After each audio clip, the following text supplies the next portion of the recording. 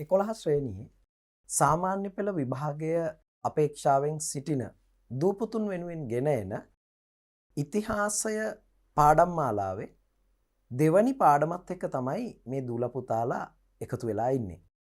ඉතින් දුවේ පුතේ DP Education online පාසල ඒ වගේම DP Education YouTube නාලිකාව මේ ආකාරයට සාමාන්‍ය පෙළ දූපුතුන් උදෙසා විෂයන් රැසක් ඔබ වෙත පාඩම් හැටියට YouTube නාලිකාවට එකතු කරලා තියෙනවා. ඒ පාඩම් මාලාවේ අපි පහුගිය දවස්වල සාකච්ඡා කරා 11 ශ්‍රේණිය දෙවනි පාඩම.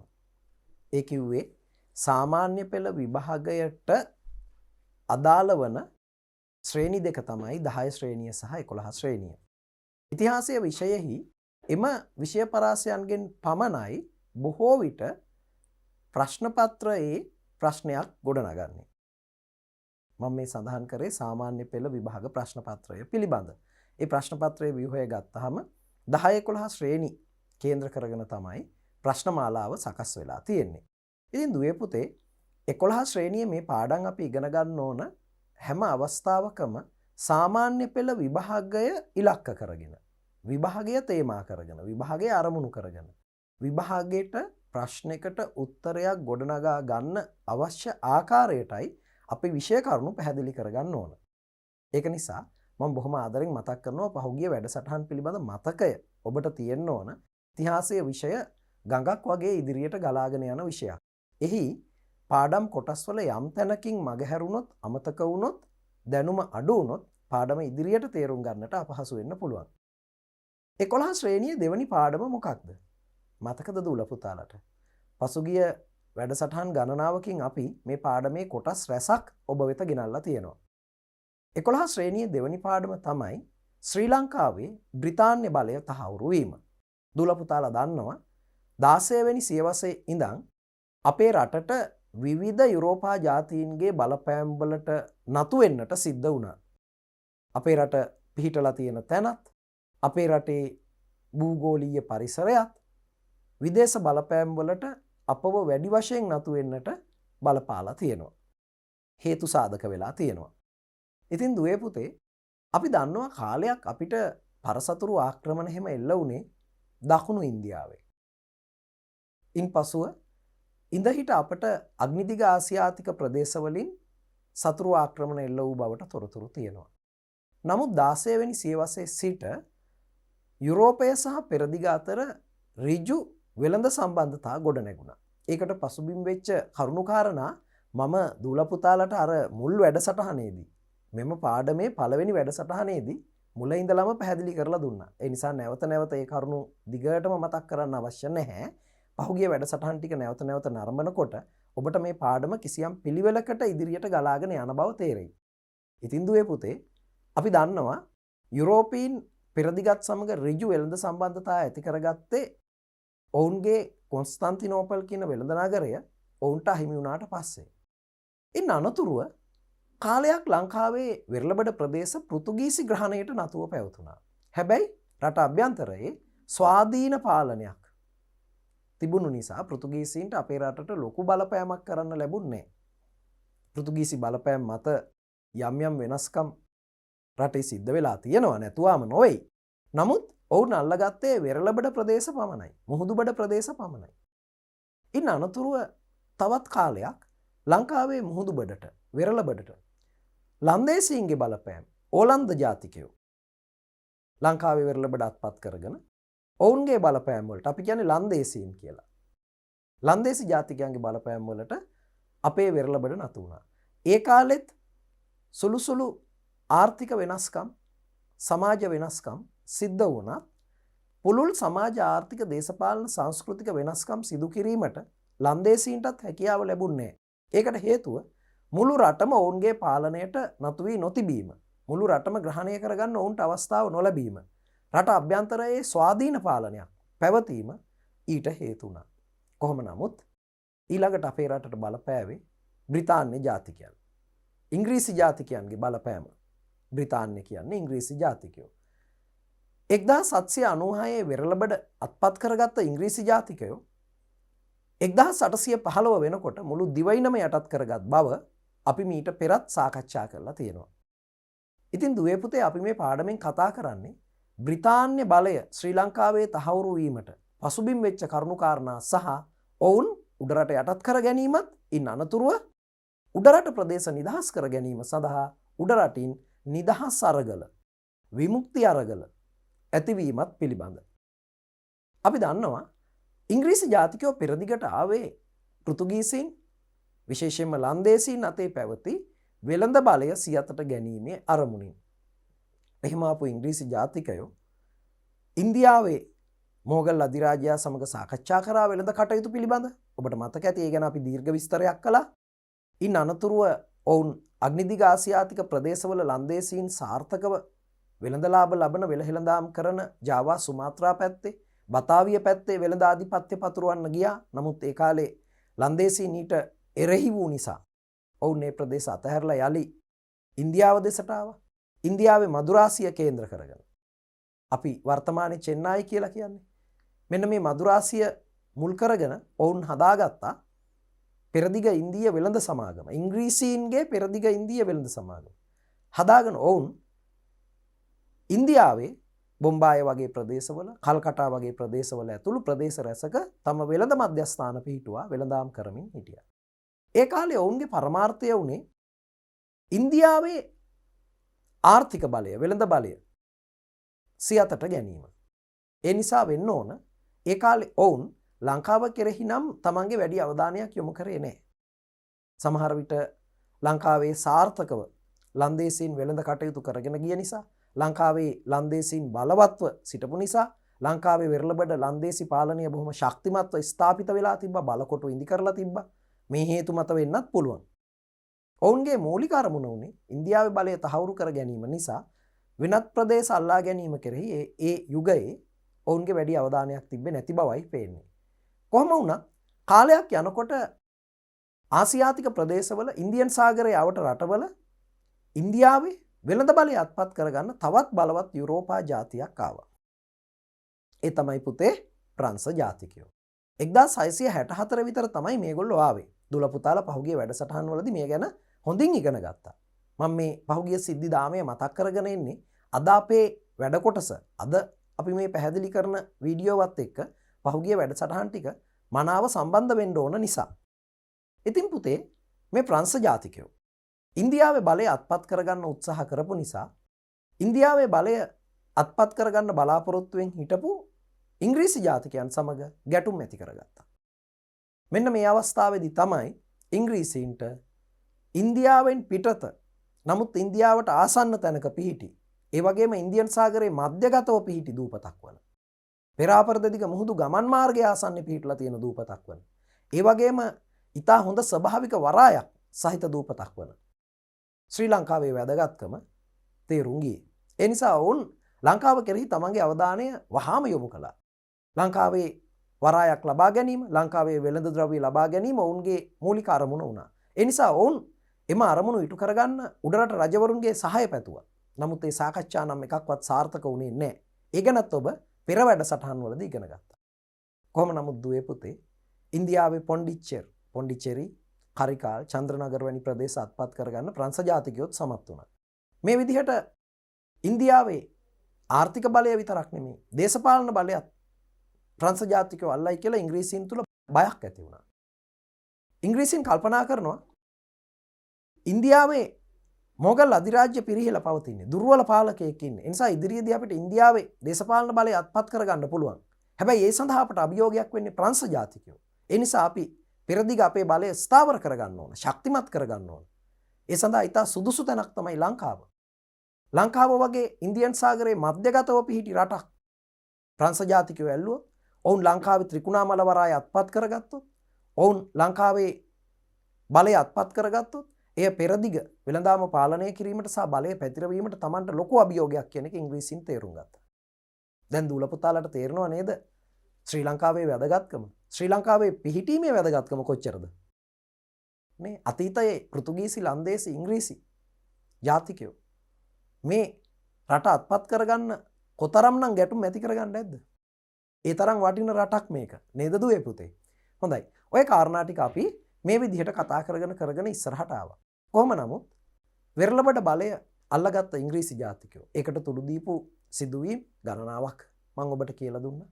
කියු ලිපිය, ඒ වගේම ඒංගල්බෙක් ගිවිසුම ඉංග්‍රීසීන්ට ලංකාවේ වෙරළබඩ බලය අත්පත් කරගන්න වැදගත් වෙච්ච සිදුවීම්. ඉන් අනතුරුව ඉංග්‍රීසීන්ගේ අවධානය යොමු වුණේ උඩරට කෙරෙහි. මුලින්ම ලංකාවේ වෙරළබඩ පාලන කටයුතු ගෙන ගියේ කවුරුන් විසින්ද? මතකද දූල පුතාලට? පෙරදිග ඉන්දීය වෙළඳ සමාගම විසින්. ඉංග්‍රීසි පෙරදිග ඉන්දීය වෙළඳ සමාගම. නැත්තම් මදුරාසි වෙළඳ සමාගම විසින්. මදුරාසි වෙළඳ සමාගමේ හිතුවක්කාර ක්‍රියාකලාපයක් අධික ලාභ ලැබීම සඳහා ගෙන ගිය වැඩපිළිවෙලක් නිසා ඔවුන්ට එරෙහිව වෙරළබඩ ජනතාව කැරලි කෝලහල ඇති කරා. මේ ගැන හොයලා බලන්න මියුරන් කමිටුව පත් කරා. අවසානයේදී ලංකාවේ වෙරළබඩ දිත්ව පාලනය ඇති වුණා. බ්‍රිතාන්‍ය රජයත් වෙළඳ සමාගමත් හවුලේගෙන යන පාලන ක්‍රමයක් ඇති කරන්න බ්‍රිතාන්‍ය රජය පියවර ගත්තා. ඒ අර්ථේ ලංකාවට ආණ්ඩුකාරයෙක් ආවා වෙරළබඩ පාලනය කරන්න. ෆෙඩරික් නෝත්. මෙයාලට උවමනාවක් තිබ්බා ඉක්මනින් උඩරට යටත් කරගන්න. ඉංග්‍රීසීන්ට උඩරට බලය තහවුරු කරගන්න ලොකු උවමනාවක් තිබ්බා. උඩරට තම ආධිපත්‍යයට නතු කරගන්න. උඩරට යටත් කරගන්න කියලා කිව්වත් සරලවම හරි. ෆෙඩරික් නෝත් ආණ්ඩුකාරයාට විතරක් නෙමෙයි. තෝමස් මේට්ලන්ඩ් ඔහු දෙවනි ඉංග්‍රීසි ආණ්ඩුකාරයා. ඒ වගේම රොබර්ට් බ්‍රවුන්රික්ට ඒ උවමනාව තිබ්බා. රොබර්ට් බ්‍රවුන්රික් යනු තුන්වෙනි ඉංග්‍රීසි ආණ්ඩුකාරයා. ඔහු කොහොම හරි මේ අරමුණ සඵල කරගත්තා. ඉතින් දුවේ පුතේ ඉංග්‍රීසීන්ට උඩරට යටත් කරගන්න මෙතරම් උවමනාවක් තිබ්බේ ඇයි? මුලින් ඔවුන් උත්සාහ කළේ ත්‍රිකුණාමල වරාය තමන්ගේ ග්‍රහණයට ගන්නත් ලංකාවේ තියෙන වටිනා වෙළඳ ද්‍රව්‍ය විශේෂයෙන්ම කුරුඳු ඒ වගේම කුළුබඩු වැනි ද්‍රව්‍ය ලබා ගන්නත්. නමුත් ඔවුන් දැන් වැඩි වශයෙන් උඩරට කෙරෙහි අවධානය යොමු කරේ ඇයි? රට අභ්‍යන්තරයේ ස්වාධීන රාජ්‍යයක් පැවතීම තමන්ට තර්ජනයක්. වෙරළබඩ ජනතාවත් උඩරට රජුට සහාය දක්වන පක්ෂපාතී බවක් පෙන්වුවා. ඉංග්‍රීසි පාලනයට තරම් නතු වෙලා හිටියේ නෑ. උඩරට රජු වෙරළබඩින් ඉංග්‍රීසීන් පළවා හරින්න වෙනත් ජාතියකගේ සහාය ගන්න පුළුවන්. ඒක තමන්ට තර්ජනයක්. මීට පෙර රජවරුත් එහෙම කරලා තියෙනවා. මේ වන විට පෙරදිග බලය අත්පත් කර ගැනීමට බලාපොරොත්තුවෙන් ඇවිල්ලා හිටපු ප්‍රංශ ජාතිකයෝ උඩරට රජු සමග එකතු වෙන්න පුළුවන්. ඒ නිසා උඩරටිනුත් මුහුදුබඩිනුත් දෙපැත්තකින් තමන්ගේ මුහුදුබඩ නැත්තම් වෙරළබඩ ප්‍රදේශ ආරක්ෂා කරගන්න ඉංග්‍රීසීන්ට අවධානය යොමු කරන්න වුණා. යුද වියදම් දෙකක් දරන්න වුණා. ප්‍රංශ ජාතිකයෝ මුහුදෙන් පහර දෙන්න පුළුවන්. උඩරට රජු රට අභ්‍යන්තර ප්‍රදේශ වලින් වෙරළබඩට පහර දෙන්න පුළුවන්. මේ හේතුත් බලපෑවා. උඩරට තියෙන වටිනා වෙළඳ ද්‍රව්‍ය ගන්නත් එයාලට ලොකු උවමනාවක් තිබ්බා. ලංකාවේ ඉංග්‍රීසි නාවික මධ්‍යස්ථානය තිබ්බේ ත්‍රිකුණාමලයේ. නමුත් පාලන පරිපාලන කටයුතු මෙහෙම කොළඹ ඉඳන්. කොළඹයි ත්‍රිකුණාමලයයි අතරේ ගොඩබිම් සම්බන්ධතා හදාගන්න ඉංග්‍රීසීන්ට උවමනාව තිබ්බා. මේ වනතෙක් ඒ සඳහා ලොකු වටයක් කොළඹ සිට ත්‍රිකුණාමලයට යන්න එන්න ලොකු වටයක් යන්න සිද්ධ වුණා. කොළඹ සිට ත්‍රිකුණාමලයට ගොඩබිමින් මාර්ගයක් හදාගන්න පුළුවන් වුණත් රට අභ්‍යන්තර ප්‍රදේශ උඩරට රජු යටතේ පැවති බැවින් ඉංග්‍රීසීන්ට එය ඉටු කරගන්න නොහැකි වුණා. උඩරට රජු අවසර දුන්නේ නැහැ කොළඹ සිට ත්‍රිකුණාමලය දක්වා මාර්ගයක් තරන්න. ඒ නිසා දුවේ පුතේ උඩරට ඉක්මනින් යටත් කරගෙන තම අවශ්‍යතා ඉටු කරගන්න ඕන කියලා ඉංග්‍රීසීන් සිතුවා. මෙන්න මේ නිසා තමයි ඉංග්‍රීසීන් ඉක්මනින් උඩරට යටත් කරගන්න හිතුවේ. කොහොම වුණත් ඒ සඳහා ෆෙඩරික් නෝත් ආණ්ඩුකාරයා දරපු උත්සාහයන් අසාර්ථක වුණා. ඉන්පසුව පැමිණි තෝමස් මේට්ලන් ඒ සඳහා වෙනත් උපායක් යෙදුවා. උඩරට තොරතුරු හොයන්න, ආරක්ෂක තොරතුරු හොයන්න, රජුගේ දක්ෂතාවයන් දුර්වලතාවයන් හොයන්න, රජුට හිතයිශී කවුද රජුට විරුද්ධවාදීන් කවුද කියලා හොයාගන්න, එසේ විරුද්ධවාදී වෙන පිරිස් තමන් වෙත නම්ම ගන්න වැඩපිළිවෙලක් ක්‍රියාත්මක කරන්න ජොන් ඩොයිලි කියන චරපුරුෂයා උපාය දූතයෙක් විදිහට උඩරටට යවුවා. ඔය අතරේ තමයි තුන්වෙනි ආණ්ඩුකාරයා රොබර්ට් බ්‍රවුන්රික් ඇවිල්ලා උඩරට යටත් කරගත්තේ. මේ තමයි අපි මෙතෙක් කතා කරපු සමස්ත පාඩමේ සාරාංශය. මෙතනින් එහාට මොකද වෙන්නේ කියන එක තමයි අද අපට බලන්න තියෙන්නේ. දැන් ඔන්න දූල පුතාලා පහුගිය වැඩසටහන් එකින් එක මතක් කරගෙන 11 ශ්‍රේණියේ ඉතිහාසය දෙක පාඩම ශ්‍රී ලංකාවේ බ්‍රිතාන්‍ය බලය තහවුරු වීම කියන දෙක පාඩමේ ඉදිරියට යන්න වටපිටාව පසුබිම හදාගත්තා. දැන් ඔබ හොඳ මානසික ඒකාග්‍රතාවයක ඉන්නේ පාඩමේ මෙතෙක් ඉගෙන ගත්ත දේවල් ගැන. දැන් වෙන අරමුණු සිතුවිලි එහෙම දුවන එක පාලනය කරගෙන දැන් මෙන්න මෙතන ඉඳලා පාඩම ඉදිරියට ඉගෙනගෙන යන්න ඕන. මේ සිද්ධි දැන් එකින් එක ගැලපිලා අපි ඔක්කොම දේවල් මතක් කරගත්තා. දැන් මට පාඩම ඉස්සරහට හොඳින් අවබෝධ කරගන්න පුළුවන් කියලා හිතාගෙන තමයි මේ පාඩම් මාලාව බලන්න ඕන. මතක තියාගන්න DP Education කියන්නේ ඔබේ පාසලක්. ඔබේ ඉස්කෝලයක්. ඔබට ඉගෙන ගන්න තියෙන තැනක්. පිම්බිමක්. ඒක මතක තියාගන්න. මේ ඔබේ දෙවනි පාසල කියලා හිතාගන්න. පාසලෙන් කරන වැඩ කොටසම ඔබ වෙත ගෙන එන්න DP Education YouTube නාලිකාව DP Education online පාසල කැපවීමෙන් වැඩ කරනවා. ඒ කැපවීම ඔබේ අනාගත ජයග්‍රහණ සඳහා හේතුවක් වෙයි කියලා අපි විශ්වාස කරනවා. ඉතින් දුවේ පුතේ කොහොම හරි විවිධ උපායන් යොදලා රොබර්ට් බ්‍රවුන්රි කාණ්ඩුකාරයා 1815 උඩරට අත්පත් කරගත්තා. ගැටුමකින් තොරවම උඩරට රාජ්‍යයේ බලය තහවුරු කරගන්න ඉංග්‍රීසීන්ට පුළුවන් වුණා. ලේ වැගිරීමක් සිදු නොවි, කිසිදු ඉංග්‍රීසි සෙබළෙක් ඝාතනය නොවි, නිකම්ම ඉංග්‍රීසීන් ගිහින් උඩරට රාජ්‍ය අත්පත් කරගත්තා. මෙහෙම වෙන්න පුළුවන්ද? මෙතෙක්කල් උඩරට ආක්‍රමණය කිරීමට යුරෝපීන් දැරූ සෑම උත්සාහයක්ම සාර්ථක වුණා. පෘතුගීසීන් දරුණු සටන් කරා. ඒ සටන් වලින් ඔවුන් අන්ත පරාජයන්ට පත් වුණා. දන්තුරේ සටනින්, බලන සටනින්, රන්දෙනිවල සටනින්, ගන්නොරුව සටනින් පෘතුගීසීන් පරාජය වුණා. උඩරට හිටපු රණශූර පාලකයෝ, ඒ වගේම උඩරට දක්ෂ ගරිල්ලා සටන් ශිල්පියෝ දිවි හිමියෙන් තමන්ගේ රාජ්‍ය රැකගත්තා. අපි කිව්වා රාජපාක්ෂික භාවය. තම රජු තමන්ගේ රාජ්‍ය රැක ගැනීමට ඔවුන් පෙනී සිටියා. උඩරට රාජ්‍යයට හොඳින් ස්වභාවික ආරක්ෂාව සැලසුණා. ලේසියෙන් ළඟා වෙන්න පුළුවන් තැනක නෙමෙයි, පහර දෙන්න පුළුවන් තැනක නෙමෙයි, යන්න එන්න පුළුවන් තැනක නෙමෙයි, අවියාවුද ගෙනියන්න පහසු තැනක නෙමෙයි උඩරට රාජ්‍ය පිහිටලා තිබ්බේ. ඒ නිසා උඩරට රාජ්‍ය ආරක්ෂා වුණා. කොහොම වුණත් දුවේ පුතේ රොබර්ට් බ්‍රවුන්රි ආණ්ඩුකාරතුමා උඩරට රාජ්‍ය පහසුවෙන් යටත් කරගත්තා. සුළු විරෝධතා තැන් තැන්වල එල්ල වුණත් යුද ගැටුමක් නම් ඇති වුණේම නැහැ. මේ තත්වයට මුහුණ දෙන්න බැරුව උඩරටියන්ගේ තමන් වටා එකතු වෙච්ච මෙතෙක්කල් හිටපු ජනතා පවුරේ සහාය රජුට නොමැති බව තේරුම් ගත්ත රජතුමා මහනුවරට ආක්‍රමණය එල්ලවීමට පෙරම මහනුවර අතහැර පලා ගියා. ගිහිල්ලා ඔහු මැද මහනුවර ප්‍රදේශයේ, දුම්බර ප්‍රදේශයේ මයංගනේ පැත්තට අපි යනකොට ඔය දැන් වර්තමානයේ 18 වංගුව හිම තියෙන පැත්තේ බෝමුරේ, මීමුරේ කියලා ගම් කීපයක් තියෙනවා. ඔයගොල්ලෝ අහලා ඇති. මෙන්න මේ බෝමුරේ කියන ප්‍රදේශයේ සැඟව සිටියදී එක්නැලිගොඩ විසින් අල්ලා ඉංග්‍රීසීන්ට බාර දුන්නා. එතනින් අපේ උඩරට රාජ්‍යයේ අවසන් රජුගේ පාලනය නිමා වුණා.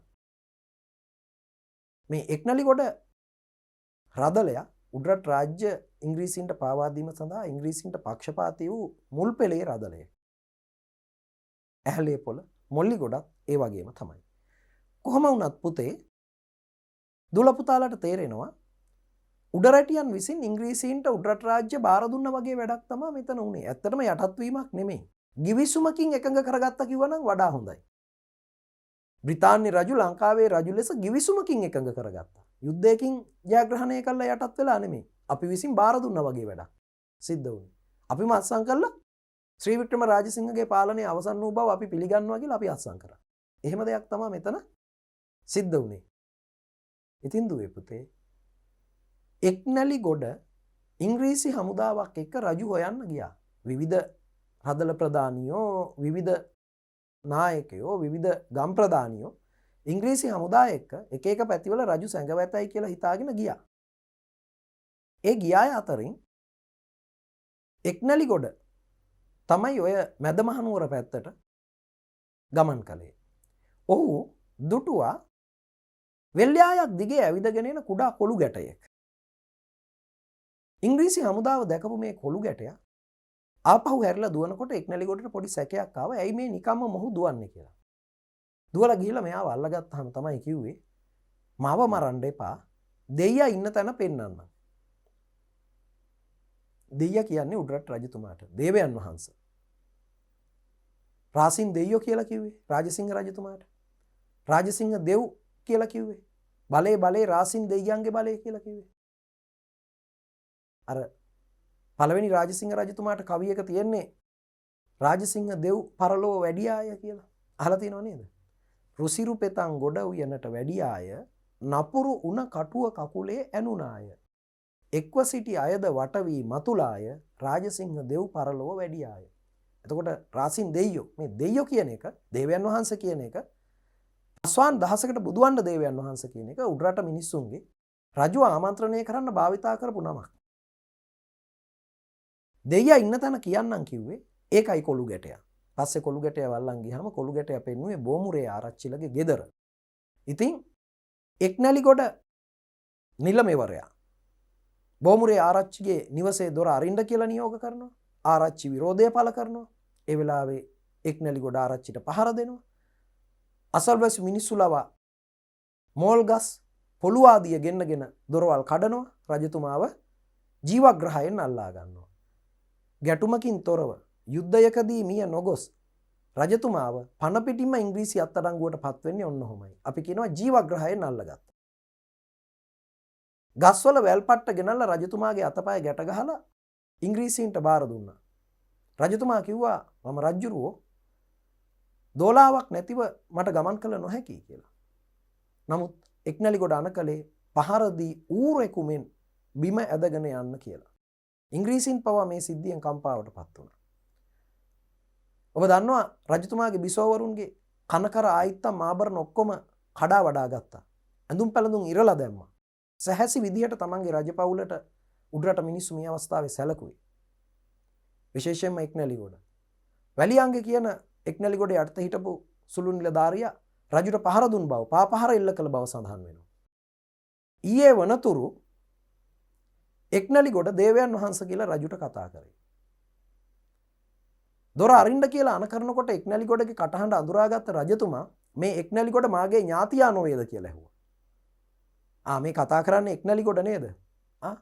මගේ ඥාතියා නේද? ඒ කියන්නේ රජු රදලයන්ට සලකා තිබෙන්නේ සහෝදරත්වයෙන්. නේ?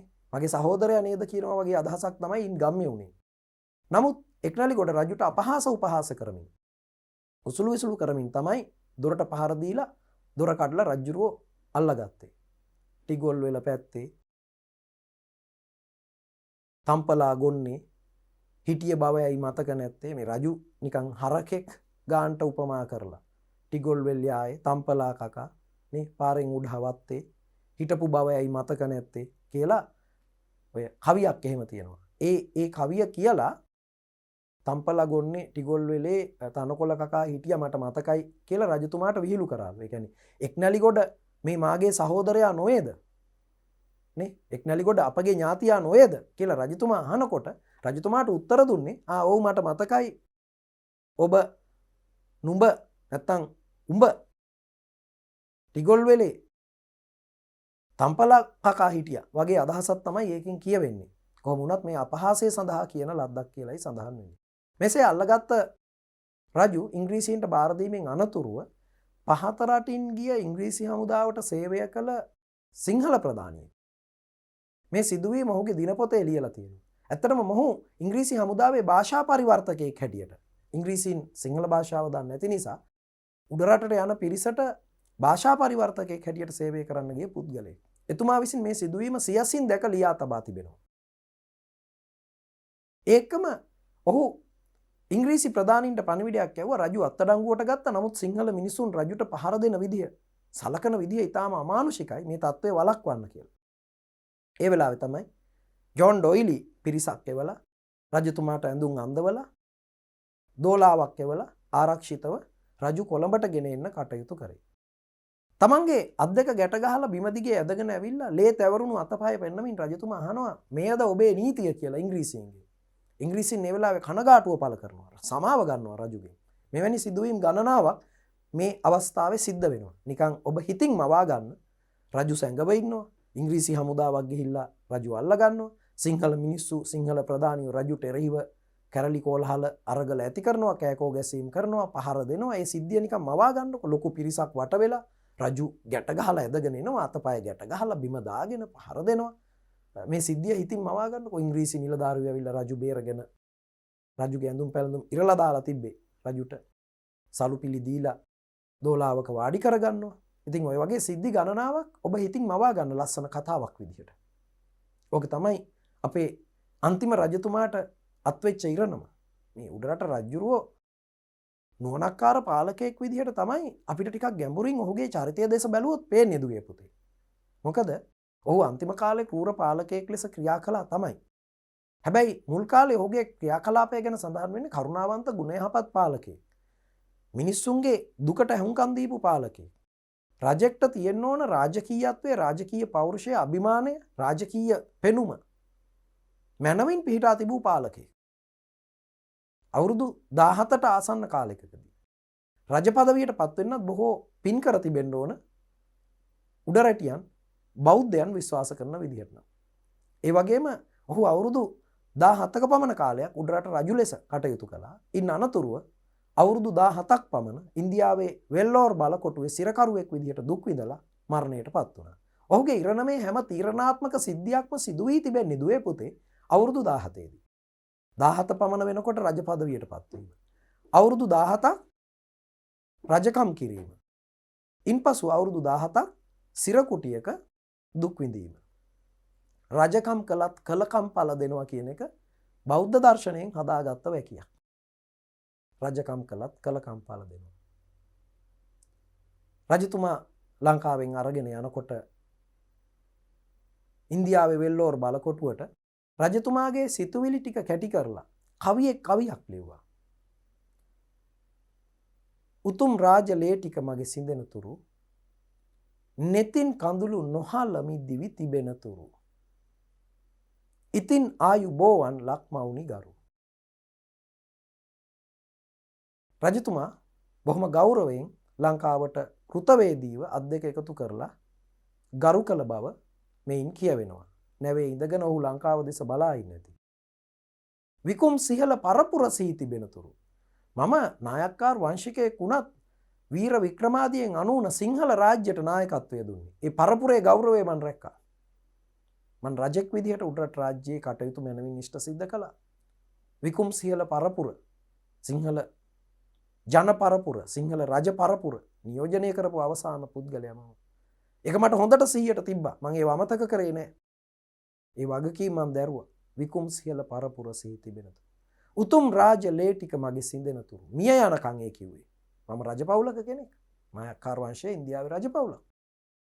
නෙතින් කඳුළු නොහලමි දිවි තිබෙන තුරු. හඬා වැළපෙන්නේ නෑ මේ සිද්ධි ගැන මම. රජෙක් එහෙම කරන්නේ නෑ. ඉතින් ආයුබෝවන් ලක් මවුනි ගරු. රජතුමා මෙන්න මෙහෙම සිතන්නට ඇති කියලා රජුගේ ක්‍රියාකලාපය පිළිබඳ දන්න කෙනෙක් කවි පන්තියක් ලියලා තියෙනවා. ඉතින් දුවේ පුතේ කොහොම වුණත් රජු අත්අඩංගුවට ගත්ත වෙලාවේ හැසිරිච්ච විදිහෙන් තමන්ගේ අභිමානය රැක ගන්න ඔහු උත්සාහ කරා. ඔහු තමයි දළදා මාලිගාවට අනන්‍යතාවයක් එක්කල දළදා මාලිගාවේ අභිමානවත් ස්වරූපය පෙන්눔 කරන පත්තිරිප්පුව කියන කොටස අර ඉදිරියේ තියෙන ලස්සන ගොඩනැගිල්ල දළදා මාලිගාවට එක්කලේ ඔහු නුවර නගරේ ලස්සනට අලංකාරයට ආරක්ෂාවට අර කිරිසයුර කියන කොටසට එකතු කරලා බෝගම්බර වැවතැනුවේ ඔහු. එහි කොටසක් තිබ්බා. එය කිරිසයුර කියලා නම් කරේ. ඒක පුළුල් කළා මහනුවර විධිමත් නගරයක් කළේ ඔහු. නමුත් අවසානයේදී රදලයන් සමග ඇතිවෙච්ච මතභේද, මතගැටුම්, එදිරිවාදිකම් හේතුවෙන් රජු තමන්ගේ ඥාතීන්ට සමීප වුණා. ඥාතීන්ගේ උපදෙස් මත ක්‍රියා කරන්න පටන් ගත්තා. ඒ නිසා රදලයෝ රජු කෙරෙහි තවත් වෛර බැඳගත්තා. ශ්‍රී වික්‍රම රාජසිංහ රජු බවට පත් කළේ රදලයන් නිසා. රදලයන් අයුතු විදිහට බලය පාවිච්චි කරන්න, රජුට එරෙහි වෙන්න දරපු උත්සාහයන් වල ප්‍රතිඵලයක් තමයි රජු අවසානයේ රදලයන්ගෙන් දුරස් වීම, දරුණු තීන්දුව තීරණ ගැනීම, ක්‍රූර අමානුෂික දඬුවම් ලබා දීම, කෝපාවිෂ්ඨ වීම, රදලයන් නොතකා කටයුතු කිරීම, රදලයන්ට දැඩි දඬුවම් ලබා දීම ආදී වශයෙන් මේ ගැටුම් වලට පසුබිම් වෙච්ච අවාසනාවන්ත සිද්ධි දාමයක් තියෙනවා. කොහොම වුණත් රජු කොළඹට ගෙනල්ලා ඔය අයිස්ලන්ඩ් බිල්ඩින් එක කියලා තියෙන ගොඩනැගිල්ල තමයි රඳවා සිටියා කියලා සඳහන් වෙන්නේ. එහි පුංචි කුටියක. ලංකාවෙන් රජු බැහැර කරන්න කොළඹ වරායට ගෙනියනකොට මේ ගෙනියන්නේ ලංකාවේ අන්තිම රජුරුව. නැවත රජෙක් දැක ගන්න ලැබෙන්නේ නැහැ මිනිස්සුන්ට. ඒ නිසා මග දෙපස මිනිස්සු පොඩි කකා රැස් වෙලා රජුව දැක ගන්න විශාල වශයෙන් රැඳී සිටිය බව ඉතිහාසයේ සඳහන් වෙනවා. මේ හිටපු මිනිස්සු රජතුමාව දැක ගන්න ඕන නිසා සමහරු වරායට ඇතුල් වෙන ස්ථානයේ තිබ්බ ප්‍රාකාර උඩ පවා නැගලා තියෙනවා. ඒ ප්‍රාකාර ආසන්නයට ආපු රජතුමා නතර වෙලා ඉදිරියට යන්න නැතුව හිටියාම ඉංග්‍රීසි සෙබළු ඇයි කියලා ඇහුවාම කිව්වා මම මේ රටේ රජුරෝ සාමාන්‍යයෙන් රජු එනකොට ජනතාව රජුට ඉහලින් ඉන්නේ නැහැ. රජු එනකොට මග දෙපස මිනිස්සු දන ගහගෙන ඉන්නේ. ඒකනේ ස්වභාවය. රජුට ඉහලින් ප්‍රාකාර උඩ මිනිස්සු නැගලා ඉන්නවා දැකලා රජු කිව්වා එතනින් එහාට මං යන්නේ නැහැ. ඒ වෙලාවේ ඉංග්‍රීසි හමුදාවට සිද්ධ වුණා අර ප්‍රාකාර උඩ ඉන්න මිනිස්සුන්ව පහළට බස්සන්න. එවිට තමයි රජු ඉදිරියට ගියේ. සමහර අවස්ථාවල ඉංග්‍රීසි නිලධාරියෝ ඇතැම් විට රොබර්ට් බ්‍රවුන්රික් ආණ්ඩුකාරයාම වෙන්න පුළුවන්. ආණ්ඩුකාරයාගේ නියෝජිතයෝ ලේකම්වරු වෙන්න පුළුවන්. රජුගේ කාර්යයන් ඉටු කරන්න ඒ රජු අත්අඩංගුවේ ඉන්න දින කීපේ පත් කරපු නිලධාරියෝ වෙන්න පුළුවන්. වරින් වර රජු එක්ක විවිධ දේවල් කරුණු සාකච්ඡා කරා.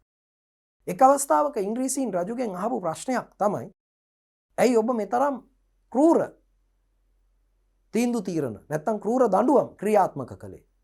ඒ වෙලාවේ රජු බොහොම බුද්ධිමත් උත්තරයක් දුන්නා. රජුට කියන්න තිබ්බා මම රජුරෝ මට ඕන දඬුවම මම දෙන්නේ. මට ඕන දෙයක් කරන්න බලය තියෙනවා. මම උඩරට මහ රජුරෝ කියලා මට විරුද්ධ වන්නන් මරා දමනවා, මිස ගසා දමනවා. රාජ්‍ය ද්‍රෝහීන් කිසිවෙක්ට මගේ සමාවක් නැහැ. එවැනි උත්තර රජුට දෙන්න තිබ්බා. නමුත් රජු එහෙම උත්තරයක් නෙමෙයි දුන්නේ. රජු දුන්නේ බොහොම වැදගත් උත්තරයක්. ඇයි ඔබ මෙවැනි තද තීන්දුව తీර නැත්නම් ක්‍රූර දඬුවම් ක්‍රියාත්මක කළේ? ඇහුවාම රජු ප්‍රකාශ කළේ මොකද්ද? උඩරට නීතිය මා සෑදුවක් නොවේ. උඩරට නීතිය මම නෙමෙයි හැදුවේ. රාජ්‍ය ද්‍රෝහීවන්ට මරණ දඬුවම දෙන එක උඩරට පැවති නීතියක්. ඔවුන්ගේ හිස ගසා දැමීම මාගේ ක්‍රූරත්වය නෙමෙයි. ඒක මං හදපු නීතියක් නෙමෙයි. රාජ්‍ය ද්‍රෝහීවන්ට මරණ දඬුවම දෙනවා. උඩරට නීතිය මා සෑදුවක් නොවේ. බොහොම වැදගත් උත්තරයක් රජතුමා දුන්නේ. ඒක උඩරට තිබ්බ නීතියක්. ඔබ දන්නවනේ රජවරු වැඩ කරන්නේ සම්ප්‍රදායට අනුවනේ. පෙරසිරිත කියන එකනේ. උඩරට හෝ රාජාණ්ඩු ක්‍රමයක ආණ්ඩු ක්‍රම ව්‍යවස්ථාවක් නැහැනේ. ව්‍යවස්ථාවට අනුව වැඩ කරන්නේ. ඒ වර්තමානයේනේ ප්‍රජාතන්ත්‍රවාදී පාලන ක්‍රමවලනේ ව්‍යවස්ථාව කියලා එකක් බිහි වුණේ. මිනිස්සු ඉස්සර වැඩ කරේ කොහොමද? ව්‍යවස්ථාවකට අනුව නෙමෙයි. පාලන කටයුතු ගෙන ගියේ පෙරසිරිතට අනුව. පැහැදිලි නේද? උඩරට රජවරු එසේ තමයි කටයුතු කළේ. ඒකම ඉක්මන් තීරණ ගැනීම පිළිබඳව ඉංග්‍රීසීන් ඇහුවාම කලබල වෙලා බොහොම තද තීන්දුව තීරණ ගැනීම පිළිබඳ ඉංග්‍රීසීන් රජුගෙන් ප්‍රශ්න කරාම රජු දුන්නේ අපූර්ව උත්තරයක්. ආණ්ඩුකාරවරයාට ඔහුට හිතුමනාප පරිදි ක්‍රියා කරන්න බෑ. හේතුව ඔහුට උපදේශක මණ්ඩලයක් ඉන්නවා. ඔහුට උඩින් නිලධාරියෝ ඉන්නවා. ඔහු වගකිව යුතු තව පිරිසක් ඉන්නවා. බ්‍රිතාන්‍ය පාර්ලිමේන්තුව, බ්‍රිතාන්‍ය කැබිනට් මණ්ඩලය, බ්‍රිතාන්‍ය යටත් විජිත භාර ලේකම්, බ්‍රිතාන්‍ය අගමැති, බ්‍රිතාන්‍ය රජු හෝ රැජින. ඒ කියන්නේ ආණ්ඩුකාරයාට උඩින් තව ඉහළ නිලධාරීන් ඉන්න නිසා ආණ්ඩුකාරයාට ශනිකව තීරණ ගන්න බෑ. සමහර තීන්දුව තීරණ අනුමත වෙලා එන්න ඕන. සමහර තීන්දුව තීරණ ගත්තාම මේගොල්ලෝ විමර්ශන කරනවා, ප්‍රශ්න කරනවා, හොයනවා ඇයි මෙහෙම තීරණයක් ගත්තේ කියලා. ඒවට වගකීමට ඔහු බැඳී සිටිනවා. නමුත් උඩරට රජුරෝ කියනවා මට ඉහලින් උඩරට කවුරුත් නැහැ. ඒ නිසා මම ගන්න තීරණ පිළිබඳ සමහර වෙලාවට මටත් කනගාටු වෙලා තියෙනවා. මටත් දුක හිතිලා තියෙනවා. මමත් කනගාටු වෙලා තියෙනවා. සමහර තීරණ ගැන මමත් කනගාටුවටපත් වෙලා තියෙනවා පසුව. හැබැයි ඒ මොහොතේ තීන්දුව තීරණ ගද්දී මට ඉහලින් කවුරුත් නැති නිසා සමහර තීන්දුව තීරණ ඉක්මනින් ගන්නවා. ඔබට එහෙම තීරණ ගන්න බෑ. ආණ්ඩුකාරයාට කියනවා ඔබට එහෙම තීරණ ගන්න බෑ. ඇයි ඒ? ඔබ ඊට ඉහලින් ඉන්න අයට ඔබේ තීරණ ගැන වග කියන්න ඕන. ඒ නිසා ඔබේ තීන්දුව තීරණ පාලනය වෙනවා. උඩරට රජුරෝ පාලනය කරන්න ඊට උඩින් කවුරුත් නැහැ. ඒ නිසා සමහර තීන්දුව තීරණ ඒ ආකාරයට ගන්න සිද්ධ වුණා. නමුත් සමහර දේවල් ගැන පසුව මමත් පසුතැවිලි වෙනවා. මේ වගේ ලස්සන පිළිසඳරවල් හරවත් රසවත් සාකච්ඡා රජු අත්අඩංගුවේ ඉන්න දින කිහිපය තුළ සිදු වූ බවට ඉතිහාසය තුළ නිල සහ නිල නොවන තොරතුරු වාර්තාවල සඳහන් වෙනවා. මේවා ඉවකට තිබ්බ පුංචි පුංචි තොරතුරු මූලාශ්‍ර සටහන් දිනපොත්වල ලියවිච්චෝ වගේ දේවල් වලින් ගොඩනගා ගත්ත දේවල්. නැතුව නිශ්චිත ඉතිහාසයක් මේ වකවානුවේ රජු අත්අඩංගුවේ පත්ව සිටි කාලේ සිද්ධ වෙච්ච දේවල් ගැන හරියාකාරව ලේඛනගත වෙලා නැහැ. ඒ නිසා මේ කියන කරන ඒවායේ යම් යම් අඬුලුහුඩුකම් තියෙන්නට පුළුවන්. පැහැදිලි? නමුත් ඔබට සමස්තයක් විදිහට උඩරට රජු පිළිබඳ කිසියම් අවබෝධයක් ලබා ගන්නට මේ කරුණු කාරණා ටික හේතු වෙයි කියලා මම හිතනවා දුවේ පුතේ. හොඳයි. දැන් කොහොම හරි ඉංග්‍රීසීන් විවිධ උප්පරවැට්ටි යොදලා උඩරට යටත් කරගත්තනේ. ඔබ දන්නවනේ මෙතෙක්කල් කිසිදු විදේශ ජාතියකට උඩරට යටත් කරගන්න බැරි වුණා කියලා. ඉංග්‍රීසීන් කිව්වනේ මේ උඩරට ආක්‍රමණයකට අපි එනව නෙමෙයි කියලා. උඩරට බේරගන්න එනවා. මේක උඩරටියන්ගේ යහපත පිණිස කරන්න. උඩරට මේ ක්‍රූර රජුගෙන් බේරගන්න අපි මේ එන්නේ. උඩරට රාජ්‍යයේ ඔබලාට සුදුසු රජෙක් පත් කරලා දෙන්න අපි එන්නේ වගේ අදහස් නේ කිව්වේ. එහෙම ප්‍රකාශ කරලානේ ඉංග්‍රීසීන් උඩරට ජනතාව රජු කෙරෙහි තිබ්බ පක්ෂපාතීත්වය නැති කරේ. ඉතින් අපි දැන් බලමු දුවේ පුතේ ඉංග්‍රීසීන්ට උඩරට යටත් කරගන්න පසුබිම් වෙච්ච හේතු බලපාපු හේතු. පහසුවෙන්ම ඉංග්‍රීසීන් උඩරට අල්ලගත්තේ කොහමද කියන එකයි අපි මෙතෙන්දි බලන්නේ. තේරුණා නේද? ඉංග්‍රීසීන්ට උඩරට යටත් කර ගැනීමට හැකි වූයේ ඇයි? ඉංග්‍රීසීන්ට පහසුවෙන්ම උඩරට යටත් කරගන්න පුළුවන් වුණේ ඇයි? කියන එක තමයි අපි මේ බලන්නේ. හොඳයි. යමු බලන්න අපේ ඊළඟ විෂය කරුණට. උඩරට රජුගෙන් ජනතාව දුරස් වීමට සහ රජු රදල මතභේදවලට හේතු. උඩරට රාජ්‍යයේ ස්ථාවරය රඳා පැවතියේ. අන්න බලන්න දුවේ පුතේ.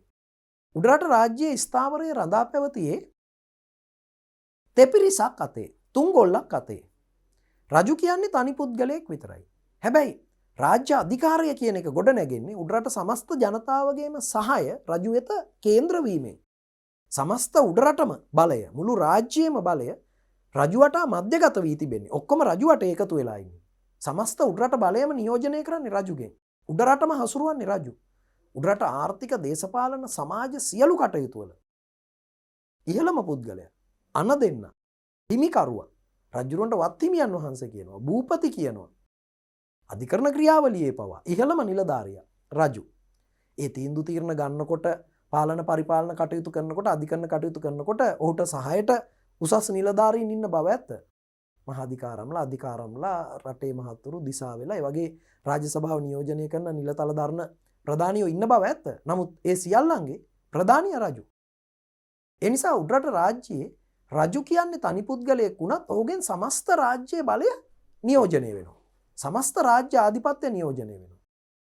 ඉතින් දුවේ පුතේ රජුට මේ බලය ලැබෙන්නේ තෙපිරිසකගෙන්, තුන් පිරිසකගෙන්. උඩරට සමාජය තුළ හිටපු බෞද්ධ භික්ෂුන් වහන්සේලා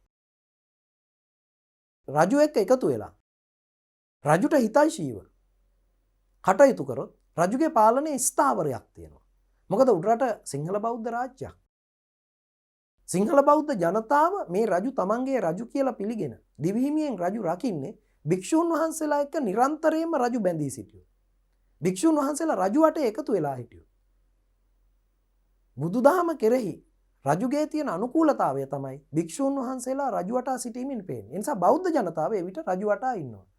යම් හේයකින් භික්ෂුන් වහන්සේලාගේ හිත දිනා ගන්න බැරි වුණොත් රජුට, යම් හේයකින් භික්ෂුන් වහන්සේලා රජුගෙන් දුරස් වුණොත් බෞද්ධ ජනතාවත් ඊට සාපේක්ෂව රජුගෙන් ඈත් වෙනවා, දුරස් වෙනවා. රජු කෙරෙහි තියෙන ගෞරවය අඩු වෙනවා.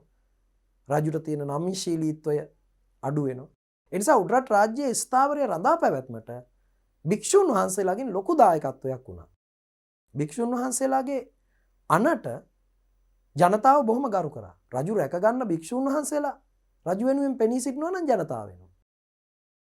අපේ මේ රාජධානිවල, අපේ රාජාණ්ඩුවල තියෙන එක ලක්ෂණයක් තමයි යම්කිසි සමය ආණ්ඩු ගතියක් තියෙනවා. මොකද්ද සමය ආණ්ඩු කියන්නේ? එහෙම වචනෙකුත් අපේ ව්‍යවහාරේ භාවිතයේ තිබ්බා ඉස්සර. සමය ආණ්ඩුවක් කියන්නේ ආගම, දැන් අපි රට දැය සමය කියන්නේ රට ජාති ආගම.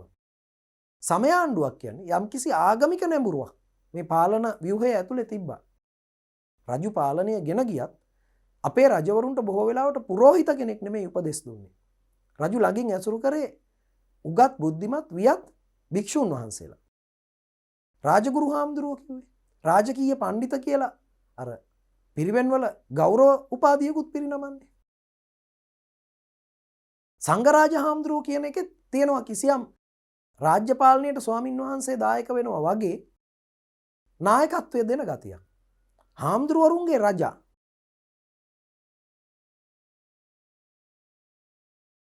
ඒකෙන් පේනවා දුවේ පුතේ භික්ෂූන් වහන්සේලා සැලකිය යුතු මට්ටමකින් රාජ්‍ය පාලන කටයුතු වලට මැදිහත් වෙච්ච බව.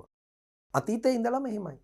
දුටුගැමුණු රජතුමාට භික්ෂුන් වහන්සේලාගේ අවවාද අනුශාසනා යුද ජයග්‍රහණයට බෙහෙවින්ම බලපාපු බව, ගම්වල ජනතාව විශාල වශයෙන් දුටුගැමුණු රජුට සහාය පළ කරමින් ඔහුගේ සේනාවන්ට එකතු වීමට භික්ෂුන් වහන්සේලා මැදිහත් වෙලා ලොකු වැඩ කොටසක් කරපු බව, දුටුගැමුණු රජතුමයි සහෝදර සද්ධාතිස්සයි අතර ඇතිවෙන්න ගිය ගැටුමේදී භික්ෂුන් වහන්සේලා මැදිහත් වීම මහා වංශයේ සඳහන් කරලා තියෙනවා.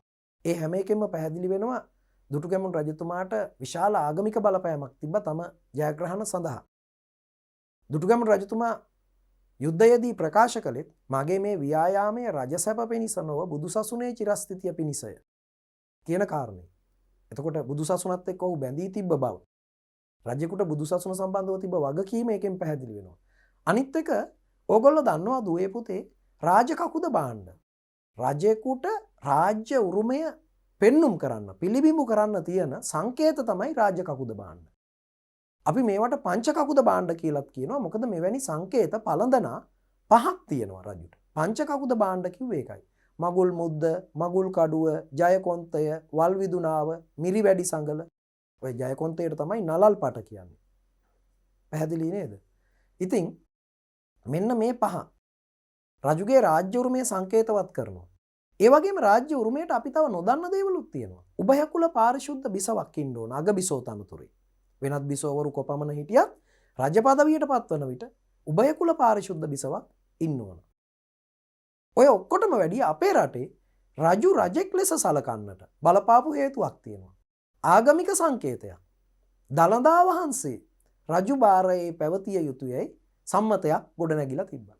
ඒකෙන් පේන්නේ රජු බුදුදහම කෙරෙහි දක්වපු නැඹුරුතාවය.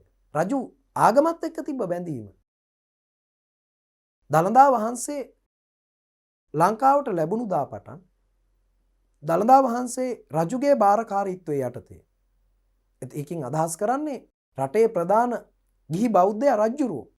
රජ්ජුරුවෝ තමයි දළදා වහන්සේ රකින්න ඕන. ජීවමාන බුදුහාමුදුරුවන් හා සමානව කියන එක තමයි ඉන්න අදහස් කරේ. බුදුන් වහන්සේ සංකේතවත් කරේ දන්ත ධාතුන් වහන්සේ. ඒ නිසා රාජ්‍ය උරුමය පිළිබිඹු කරන සංකේතයක් බවට දළදා වහන්සේ පත් වුණා. රාජකකුද භාණ්ඩයක් වුණා.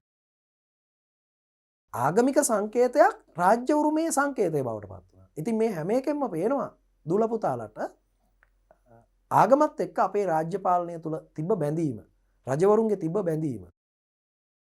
මහනුවර රාජ්‍යයේ නීත්‍යානුකූල උරුමය විමල ධර්මසූරිය රජතුමාට තිබුණේ නැහැ. පළවෙනි විමල ධර්මසූරිය රජතුමාට. හේතුව ඔහු රජපෞලේ කෙනෙක් නෙමෙයි.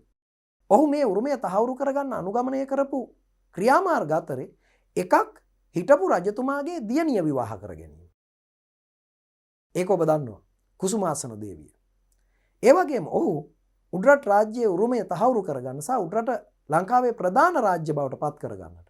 කෝට්ටේ සීතාවකනේ මුලින් බලය තිබ්බේ යුගේ. උඩරට ප්‍රධාන රාජ්‍ය බවට පත් කරගන්නට තමන්ගේ බලය තහවුරු කරගන්නට යොදපු තවත් උපායක් තමයි දළදා මාලිගාව උඩරට ඉදි කරලා දළදා වහන්සේ මහනුවරට වැඩම කරවා ගැනීම. දළදා වහන්සේ තමාගේ භාරකාරීත්වය යටතට ගැනීම. ඒ තුලින් ඔහු මෙරට මහරජු කියන ප්‍රධාන රාජ්‍ය ඔහුගේ රාජ්‍ය බවට පත් කරගන්න අවශ්‍ය කටයුතු ටික පසුබිම හදාගත්තා. ඒ හැම එකෙන්ම පේනවා ආගමත් එක්ක පාලකයාගේ තිබ්බ බැඳීම.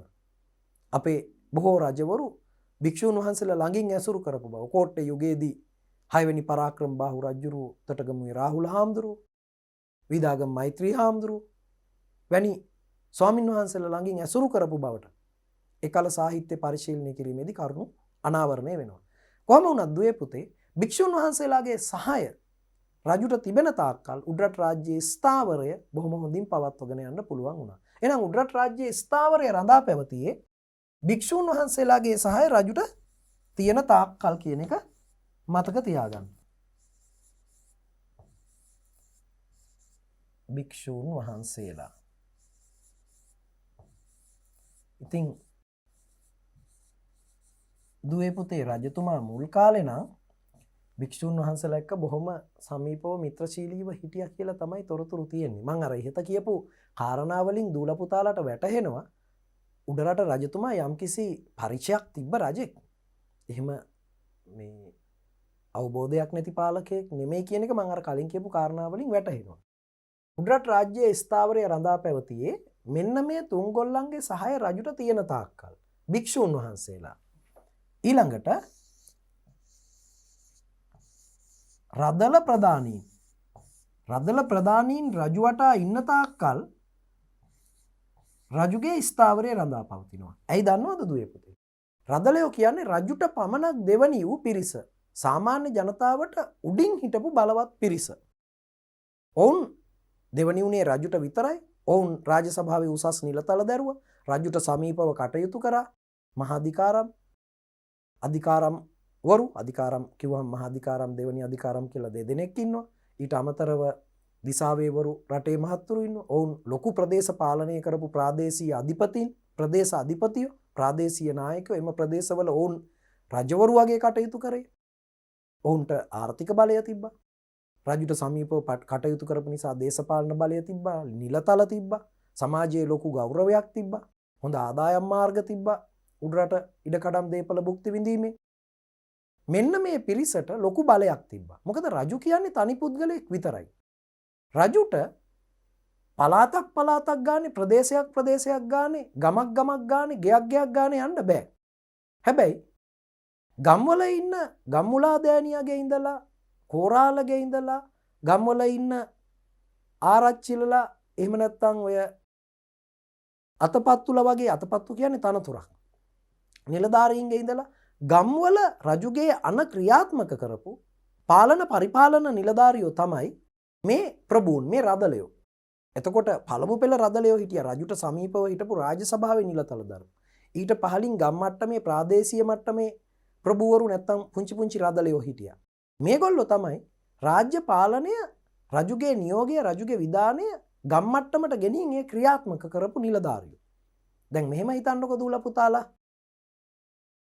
රජුට හදිසි උඩරට ආක්‍රමණ අවස්ථාවකදී සහායට ගම් වලින් ජනතාව එකතු කරලා යුද්ධයට එවන්නේ ඒ ගම්වල ඉන්න නිලධාරියෝ. දැන් වගේ ස්ථිර නිල යුද හමුදාවක් ඒ කාලේ රජවරුන්ට හිටියේ නෑ. යුද අවස්ථාවේදී ගම්වල මිනිස්සු එක් යුද ශිල්පයෙහි දක්ෂයෝ, කඩු ශිල්පයට දක්ෂයෝ, අංගම් සටන් කලාවෙහි දක්ෂයෝ, ඒ වගේම දුනු ශිල්පයෙහි දක්ෂයෝ ගම් වලින් තමයි රජු වෙනුවෙන් එන්නේ Tamanට හැකි පමණින් මේකට දායක වෙන්න. එතකොට මුළු උඩරටම හමුදාවක් වෙනවා. උඩරටට ආක්‍රමණයක් එල්ල වූ විට. පැහැදිලි නේද? උඩරට සමස්ත ජනතාවම කඩු පොළු කැති මන්න අතට අහුවෙච්ච දෙයක් අරගෙන සතුරන්ට පහර දෙන්න රජු වෙනුවෙන් එනවා. මොකද දිවිහිමියෙන් රජු රැක ගන්න එපා. රජු ගාව රජුගේ ආරක්ෂාවට, නගරයේ ආරක්ෂාවට, මාලිගාවේ ආරක්ෂාවට ඉන්න නිලධාරියෝ ඉන්නවා. ඒ හැරුණු විට වෙනම රජුගේ කාලතුවක්කු පවා තිබිලා තියෙනවා. තුවක්කු බට හමුදා, අශ්වාරෝහකයෝ එහෙම ඉඳලා තියෙනවා. නමුත් නිශ්චිත ලොකු යුද හමුදාවක් හිටියේ නෑ. ඉතින් පුතේ උඩරටට ආක්‍රමණයක් එල්ල වුණා කියමු හදිසි අවස්ථාව. රජතුමාට ගමේ ගෙයක් ගානේ ගිහිල්ලා ගම්වල ඉන්න තරුණයෝ එකතු කරන්න බෑනේ.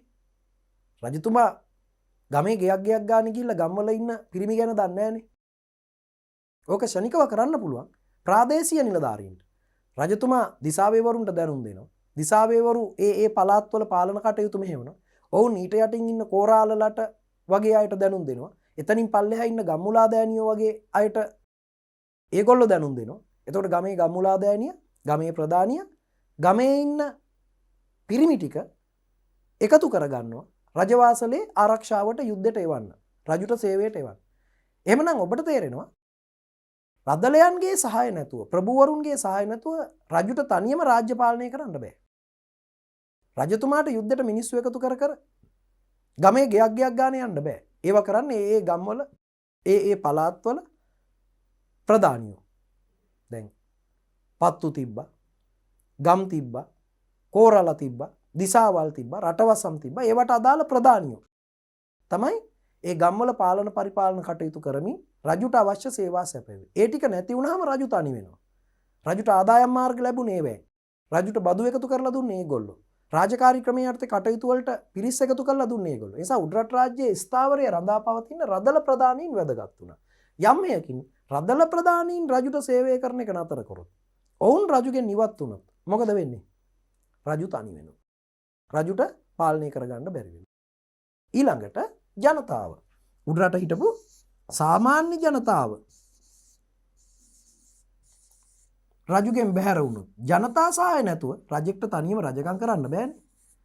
ජනතාවගේ අවනතභාවය අනුමැතිය රජුට තියෙන්න ඕන. ජනතාව රජු ප්‍රතික්ෂේප කරනවා නම් රාජ්‍ය බලය කියන එක ගොඩ නැගින්නේ. දැන් වර්තමානයේ ඔකට කියනවා දේශපාලන විද්‍යාවේ ස්වාධිපත්‍ය බලය නැත්නම් ජනතා පරමාධිපත්‍ය. ඒක නැති වුනහම ඔහු රජෙක් ලෙස ජනතාව දකින්නේ. ඔහු රජෙක් ලෙස ජනතාව පිළිගන්නේ. ජනතාව ඔහු තමන්ගේ පාලකයා ලෙස පිළිගන්නේ නැති වුනහම ඔහුට පාලනය කරගන්න අමාරුයි. ආඥාවට, නිල බලයට, යුද බලයට බය ජනතාව අවනත වෙලා හිටියත් මිනිස්සු ඔහු රජෙක් ලෙස දකින්නේ. ඒක නිසා ජනතාව මේ අපේ රජුයි කියන සිතුවිල්ල මත ඉඳගෙන රාජ්‍ය වෙනුවෙන් කැප වෙන්න ඕන. තමන්ගේ රජු රැක ගැනීම ජනතාවගේ යුතුයකමක් වෙන්නේ එහෙමයි. තමන්ගේ රජු වෙනුවෙන් මිනිස්සු දිවිහිමියෙන් පෙනී සිටියේ. ජීවිත පරිත්‍යාගයෙන් තම රාජ්‍ය රැකගත්තේ එහෙමයි. එහෙම නැතුව රජුගෙන් ජනතාව දුරස් වුණොත් එහෙම රජුට පාලනය ගෙන යන්න අමාරුයි. නීතියෙන් එහෙම නැත්නම් යුද බලයෙන් මේක හැමදාම කරන්න බෑ. රජු ආරක්ෂා වුණේ ජනතා සහාය රජුට තිබ්බ නිසා. සමස්ත උඩරට රාජ්‍යයේම බලය රජු වටා කේන්ද්‍රව තිබුණ නිසා. එතකොට උඩරට රාජ්‍ය කිව්වහම සමස්ත ජනතාවමයි තියෙන්නේ. එහෙනම් උඩරට රාජ්‍යයේ ස්ථාවරය රඳා පැවතියේ භික්ෂූන් වහන්සේලා, රදල ප්‍රදානීන්, සාමාන්‍ය ජනතාව කියන තෙපිරිසේ සහාය. මෙන්න මේ තෙපිරිසේ සහාය රජුට තියෙන තාක්කල් මේ තියෙන්නේ. තෙපිරිසේ සහාය රජුට ලැබීම මතය. මෙම තෙපිරිස රජුගෙන් දුරස් වීම උඩරට රාජ්‍ය බිඳ වැටීමට හේතුය. දැන් උඩරට රාජ්‍යයේ මෙන්න මේ තත්ත්වය තමයි තියෙන්නේ. භික්ෂූන් රජු සමග අමනාපයි. රදල ප්‍රදානීන් රජු සමග අමනාපයි. ජනතාව රජුගෙන් දුරස් වෙලා. ජනතාව රජු වටා එකතු කරන්නත් මේ දෙගොල්ලෝ ඉන්නවා. ගම්වල ප්‍රදානියෝ, රදල ප්‍රදානියෝ. එතකොට බෞද්ධ ජනතාව නිසා භික්ෂූන් වහන්සේලා රජුගෙන් දුරස් වුණොත් ජනතාවත් දුරස් වෙනවා. භික්ෂූන් වහන්සේලා රජු එක්ක ඉන්න බව ජනතාවට වැටහුණොත් ජනතාවත් රජු එක්ක ඉන්නවා. පැහැදිලිද? හොඳයි. දැන් ඔබට පේනවා උඩරට රාජ්‍යයේ මේ වෙන විට උඩරට යටත් වනකොට තිබ්බ තත්ත්වය. අපි බලමු ඇයි උඩරට රාජ්‍ය බිඳ වැටුනේ කියලා. ඇයි උඩරට රාජ්‍ය බ්‍රිතාන්‍යයන් යටත් කරගත්තේ? කොහොමද උන්ට යටත් කරගන්න පහසු වුනේ? ඉංග්‍රීසීන් උඩරට යටත් කරගත්තේ කොහොමද? පහසුවෙන්ම උඩරට අල්ලගන්න බලපාපු හේතු මොනවද කියලා අපි දැන් බලමු. පළවෙනි එක දීලා තියෙනවා රජු නායක්කාර වංශික තම ඥාතීන්ගේ උපදෙස් අනුව ක්‍රියා කිරීම.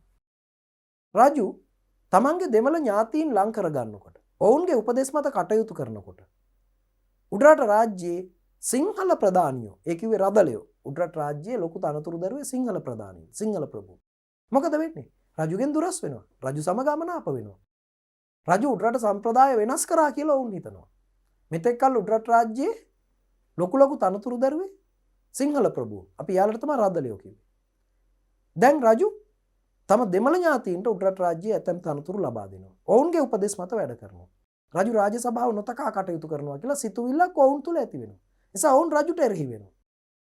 අන්න උඩරට රාජ්‍යයේ රජුගේ බලය හීන වෙන්න, උඩරට රාජ්‍ය බිඳ වැටෙන්න ඒක හේතුවක් වෙනවා. ශ්‍රී වික්‍රම රාජසිංහ රජතුමාට ගොඩක් අත්දැකීම් තිබ්බේ නෑ. අඩු වයසෙන් රජ වුණේ. රජ වෙන්න හිටපු කුමාරයෙක් නෙමෙයි, වෙන කුමාරයෙක්. ඒ නිසා අත්දැකීම් අඩු පාලකයෙකු, තරුණ ලාබාලවියේ පසු පාලකයෙකු අවුරුදු 16න් 17න් රජ වෙනවා කියන්නේ හිතලා බලන්නකො පුතේ. ලොකු වගකීමක් දරන්න පුළුවන් වයසක් නෙමෙයිනේ අවුරුදු 17ක් කියන්නේ. නේද? ඉතින් එවැනි අඩු වයසකින් රජ වූ රජෙක් තමන්ට ඕන තාලෙට නටවන්න රදලය උත්සාහ කරනවා.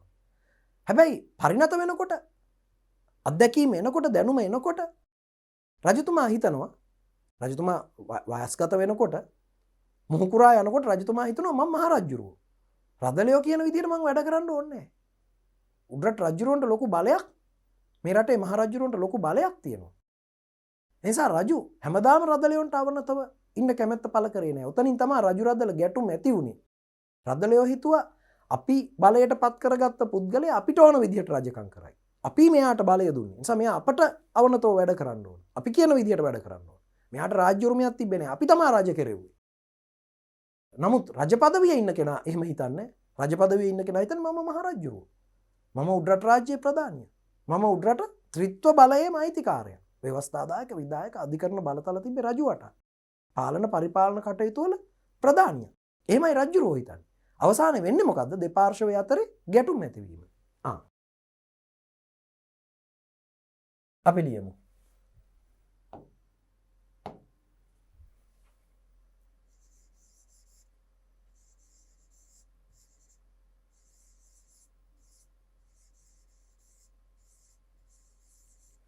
අත්දැකීම් අඩු.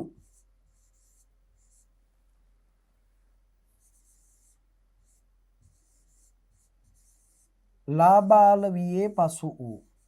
අත්දැකීම් අඩු ලාබාල වියේ පසු වූ.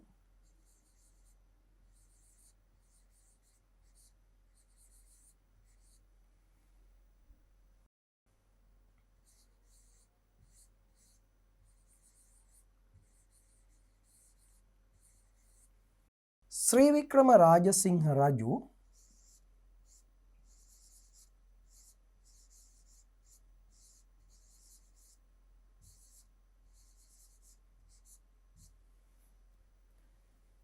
තම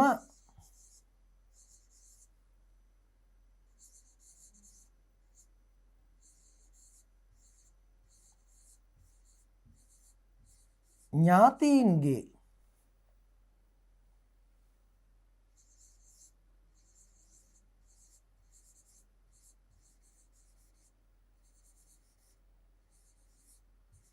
උපදෙස් අනුව ක්‍රියා කිරීම. තම ඥාතීන්ගේ උපදෙස් අනුව ක්‍රියා කිරීම. හරි. ක්‍රියා කිරීම රදලයන් සමග අමනාප ඇතිවීමට හේතු විය. පැහැදිලි නේද? මොකක්ද හේතුව? මොකක්ද මාතෘකාව? රජු නායක්කාර වංශික තම ඥාතීන්ගේ උපදෙස් අනුව ක්‍රියා කිරීම. හරි. දැන් අපි පටන් ගමු විස්තරේ. අත්දැකීම් අඩු ලාබාල වියේ පසු වූ ශ්‍රී වික්‍රම රාජසිංහ රජු. මුලින් රජ වෙනකොට පොඩි වයසකනේ හිටියේ.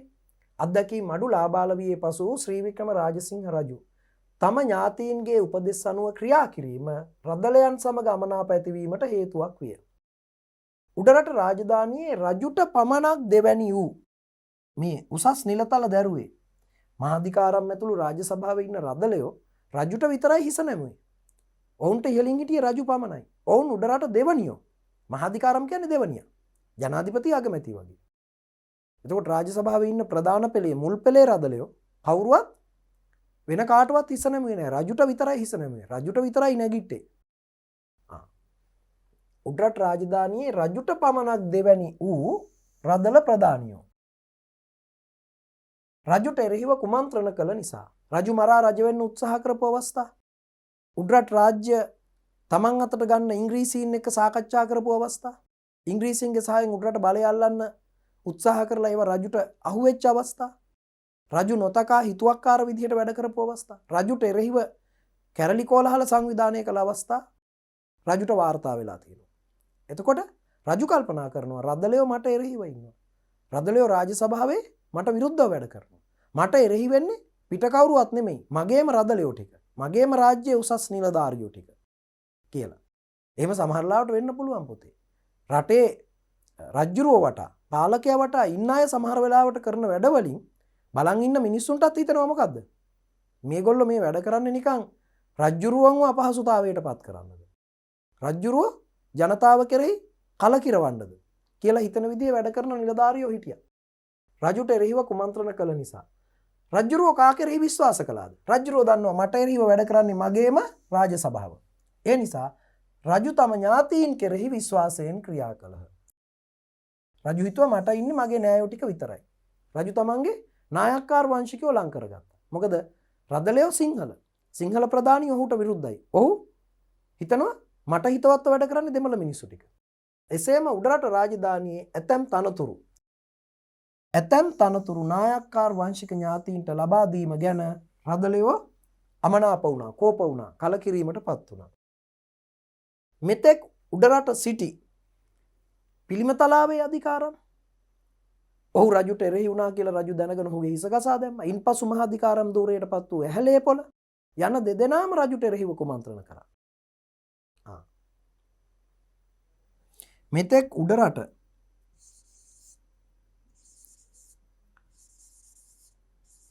මහා අධිකාරම්වරයා වූ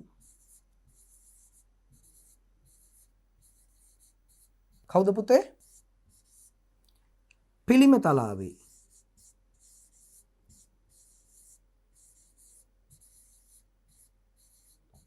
අපි කියන්නේ පිළිමතලාවේ අධිකාරම් කියලා. පිළිමතලාවේ රජුට එරෙහිව කුමන්ත්‍රණ කළ නිසා රජුට එරෙහිව කුමන්ත්‍රණ කළ නිසා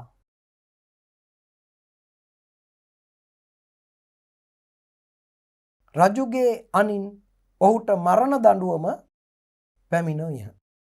ඔහුට මරණ දඬුවම ලබා දුන්නා. ඔහු මරණ දඬුවමට ලක් කරා. රජු විසින් ඔහුට මරණ දඬුවම ලබා දුන්නා. එසේම ඉන්පසු මහා අධිකාරම් වූ ඉන්පස්සේ මහා අධිකාරම් වෙච්ච කෙනා ඇහැලේපොළ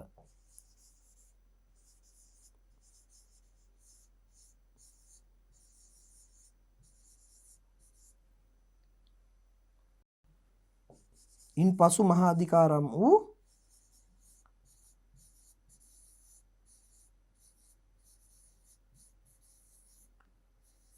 ඇහැලේපොළද රජුට එරෙහිව කුමන්ත්‍රණ කළේ යන චෝදනාව මත. හරිද? රජුට එරෙහිව කුමන්ත්‍රණ කළේ යන චෝදනාව මත රජු ඔහුට දඬුවම් පැමිණවීමට නියෝග කළද ඔහු මොකද කරේ? ඔහු අල්ලගන්න රජුට බැරි වුණා. ඔහු උඩරට ප්‍රදේශවලින් පලා ගියා. ඔහු ඉංග්‍රීසි පාලන ප්‍රදේශවලට ගියා. එතකොට රජුට අල්ලන්න බෑනේ. ඔහු ගිහින් ඉංග්‍රීසීන්ට එකතු වුණා. ඉංග්‍රීසි පාලන ප්‍රදේශවල රජුගේ හමුදාවට බලයක් නැහැනේ. මෙසේ උඩරට රජු සමග රජලයන් අමනාප වීම උඩරට රාජ්‍යයේ රජු රදල මතභේදවලට හේතු විය. එය උඩරට රාජ්‍යයේ ස්ථාවරය බිඳ වැටීමට හේතු විය. දැන් උඩරට දෙවනියට පත් කරපු ප්‍රධානියක් ඇහැලේපොළත් රජුට එරෙහි වුණා. දැන් ජනතාව වුණත් හිතනවා මොකද්ද? මේ සිංහල ප්‍රධානිය ඔක්කොම රජුට එරෙහි වෙනවනේ. එතකොට රජු ඇත්තටම මහා නරක පුද්ගලයෙක් කියලානේ මිනිස්සු තුල සිතුවිල්ලක් එන්නේ. එතකොට මිනිස්සු රජුට සහාය දෙන්න ඉදිරිපත් වෙන්නේ නැහනේ. මිනිස්සු රජුට එරෙහිව පෙළ ගැහෙන්න ඒක හේතුවක් වෙනවනේ. මෙසේ උඩරට රජු සමග රදලයන් අමනාප වීම රජු රදල මතභේදවලට හේතු විය. එය උඩරට රාජ්‍යයේ ස්ථාවරය බිඳ වැටීමට හේතු විය. එතකොට දුවේ පුතේ උඩරට රාජ්‍ය බිඳ වැටෙනවා කියන කාරණේ දැන් අපි දන්නවා. උඩරට රාජ්‍ය බිඳ වැටුණා. ඒ කිව්වේ උඩරට රාජ්‍ය ඉංග්‍රීසීන් යටත් කරගත්තා කියන කාරණේ දැන් අපි දන්නවා. ඒතකොට ඉංග්‍රීසීන්ට මෙතරම් පහසුවෙන් උඩරට යටත් කරගන්න පුළුවන් වුණේ ඇයි කියන එකයි අපි මේ බලමින් හිටියේ. ඒකෙදි කාරණා කීපයක් තියෙනවා අපිට සාකච්ඡා කරන්න. නමුත් ඒ අතරින් ප්‍රධාන එකක් තමයි උඩරට රදලයන්ගේ සහාය රජුට නොලැබීම. රජු රදල මතභේද. රදලයන් රජුගෙන් දුරස් වීම. රජු තම ඥාතීන්ගේ උපදෙස් මත ක්‍රියා කිරීම. රජු තම ඥාතීන් රාජ්‍ය සභාවේ ඇතැම් තනතුරු වලට පත් කිරීම. මෙන්න මේ වගේ කාරණා නිසා ඇතිවෙච්ච මතභේද උඩරට රාජ්‍ය බිඳ වැටීමට හේතු වුණා. ඉතින් දුවේ පුතේ තව කාරණා දෙක තුනක් තියෙනවා. උඩරට රාජ්‍ය බිඳ වැටෙන්න. උඩරට රාජ්‍යයේ ස්ථාවරය බිඳ වැටෙන්න. උඩරට රාජ්‍ය ඉංග්‍රීසීන්ට යටත් කරගන්න හේතු වෙන, පහසු වෙන. ඒ කාරණා ටික අපි ඉදිරි වැඩසටහන් වලින් බලමු එහෙනම්.